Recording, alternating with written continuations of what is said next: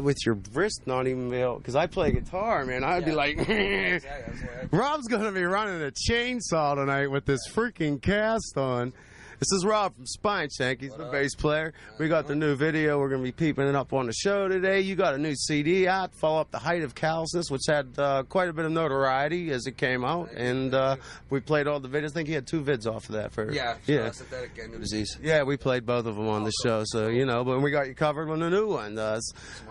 First thing I guess what I'm talking to you about is I had noticed in the just in the track itself, it seems like that you, like you said, it's more raw than the Height of Callousness, which had a little bit more of a computer, digital sampling, whatnot going on. Yeah, we've always been a digital band, all the samples and loops and all that stuff, and we just want, it's always been a part of it. We just wanted to take it down a notch and bring back.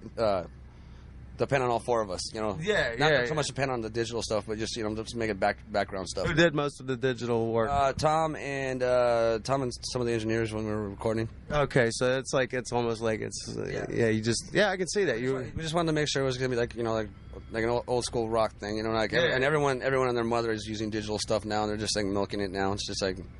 Whatever. Yeah, I was like, come on, guys, So let's just rock it out. See, that's what I said. This new track's pretty rocking. Now, what did you guys do? Just like harbor up in a little hot room somewhere? Yeah, we had a studio in L.A. We held ourselves up for about a year and a half.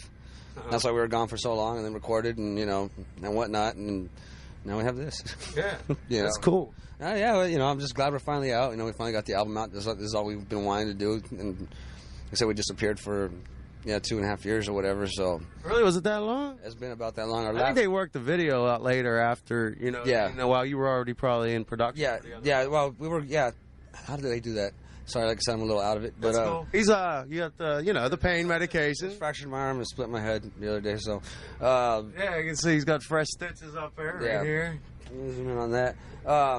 Abusing the Spineshank, are we? Huh? Yeah. Abusing it. Yeah, apparently. Yeah. I was like, but with the video, we did that shortly after we recorded, and it came out online, but the album wasn't set up yet, so we had to push it back and push the video back, and that's why it came out, like as late as it did. Yeah. So it was a good time. It's kind of like a sleeper thing, though. That's cool, though. Yeah, it was good. It's been getting good response. Everyone likes it, And how long did you tour behind the first album? The first album, Strictly Diesel, we only toured for like 2 or 3 months, and we got our equipment stolen, a system down in Fear Factory. Cut that short, did Height of Callousness we toured for about 2 years. And our last show was September 9th, 2001, where we got stuck overseas when the 11th happened. Yeah, that was terrible. It sucked, but... we actually left New York the day before that happened. Oh, so I was quite lucky on that aspect. Yeah, very lucky. Yeah, so we got stuck there, and then we did this album, and we had to get back into writing mode, like what are we gonna do? How are we gonna do this? And we wrote quite a handful of songs, and it's just like wasn't happening, and then we're just like well, screw the rules, let's just do it. We always had to do it when we're writing an album. We always have to do it where we're borderline, self-destructing. Yeah, exactly. You want to get on this, girl? Sure. Here comes our drummer. It's the drummer, man.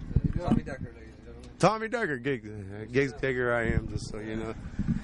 Rob was telling us about how you guys stripped down a little bit more on the CD. It's a little more raw, more aggressive. Yeah, we wanted to... As a drummer's perspective, you got to be happy because it brings you I love it. A little more. Yeah, it's actually not as raw as I would have liked it, but, we really cut down on Height of Callousness, a lot of stuff was, based on loops, songs like Cyanide 2600 was all about just, there's 25 loops in that song, and now it was more like we just want to get back to being a band, kind of jamming. Yeah, I noticed even on a bands like Static X who made that known. Even on their last CD, he's cutting back on a lot of the programs and whatnot. Yeah, it's just I don't know. We grew up. We're adding one more person.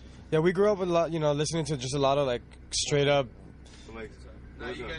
Straight up rock bands, and it was kind of like us just wanted to go back to that, almost like a Rage Against the Machine kind of vibe, where it's just the 4 guys just vibing out. Yeah, cool. So you guys, you've been touring hard.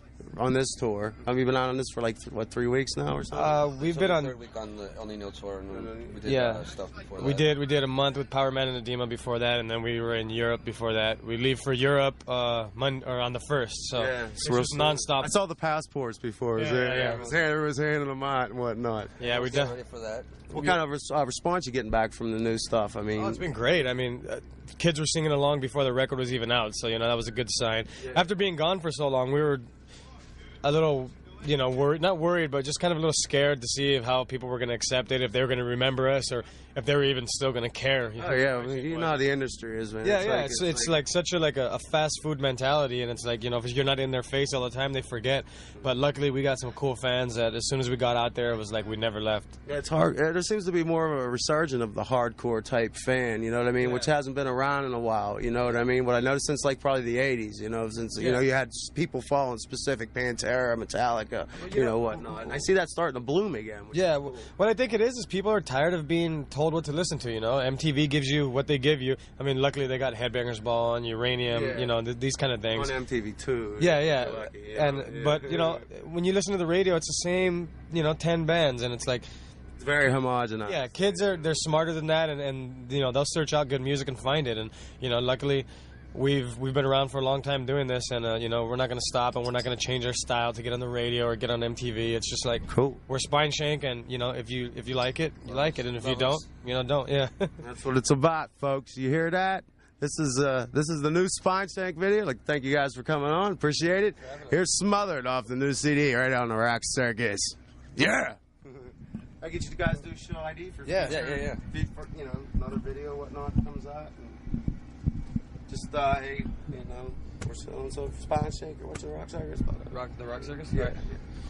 Hey, what's up? This is Tommy. This is Rob. We're Spineshank, and you're watching the Rock Circus. We can do that one better. Hey, what's up? This is Tommy and Rob from Spineshank, and you're watching the Rock Circus.